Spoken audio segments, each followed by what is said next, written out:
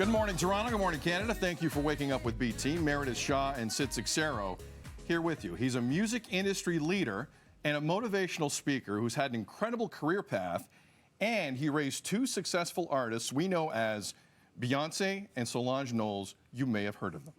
Please welcome Mathew Knowles to the show. Mathew, welcome to BT. Yeah. Good morning. Good morning. Good morning. I'm glad to be here. Yeah, thanks for waking up early and joining us. You have had such an incredible career in an industry that so many people aspire to be in. They aspire to have success. So what do you, maybe from this point, this trajectory, looking back at it, what do you attribute your success to? Well, talent, number one. Yeah, spotting it. Let's start there. Yeah. Amazing talent, and the ladies are so passionate about the music industry and about what they do. And I also attribute my corporate career because it allowed me to approach the industry differently, more marketing, more branding than most in the music industry. So all of those things helped me. But really, it starts with the talent. But it feels like, too, I mean, people are now thinking about that in a big way, but it almost feels like you were thinking about that before everybody else was. You know, they're really looking at the music and the talent, but also looking at how are people receiving it. Yeah, you're right. We in that did branding approach, way. Yeah. Yeah, because if you look at Destiny's Child, it was about female empowerment, and most people didn't understand the strategic alignments that we had with different brands that really boost the marketing efforts. Look, Mathew, let's cut to the chase. There's a lot of people in the world who at times have looked at their kids and said, they're going to make it big. They're stars. But that's, I love them, and they're going to be massive stars. And it's not that easy, obviously. What did you see in Solange and Beyoncé early that gave you that level of confidence? Well, as parents, we surrounded them with a whole lot of things, science and arts and craft, and took them to the library. We just wanted to see what they were passionate about, not what we wanted them to be. A lot of parents want their kids to be something.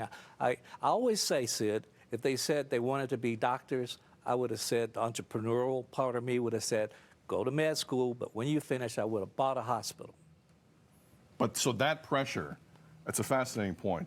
That pressure to instill whatever your dreams on them, that did not exist in their careers coming Not up. at all. Because you see, I don't have to tell you, that probably happens a lot. It does happen a lot in our industry. Again, I'm a professor in the classroom, and I taught to a lot of students who did make it because their parents wanted them to be something that they never wanted to do. They did it only for their parents, and that just doesn't work. You are also here today to speak about something that I don't think we talk about enough, male breast cancer.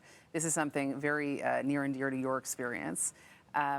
Let's speak to some of the stigma surrounding that, some of the misinformation surrounding that, because I really think your voice in this conversation is a unique one. Yeah, there's a lot of stigmas and misinformation. We have to change that. And thank you for giving me the opportunity just to speak upon. There's thousands of men that have male breast cancer. And we just think of women, but it's all about early detection. And as medicine changed, now we're walking into an area of genetics and genetic testing so you can find it early, and especially for men, because from a early detection standpoint, a man wouldn't go and say, hey, give me a mammogram unless they had symptoms. But you could get a genetic test that would tell you you have a higher risk for a breast cancer, male breast cancer, or pancreatic cancer, or prostate cancer. So we're transitioning also in genetics with male breast cancer detection. It's an important conversation to have, and to give more light on. I couldn't agree with you more. We're glad you're here to talk about it. Mathew will be back in Canada, in Quebec, on October the 24th to speak at the Ignite the Conversation with Quebec Breast Cancer Foundation event. So go online for more information on that. Mathew, time's never our friend when someone like you comes in the studio here. We got 30 seconds.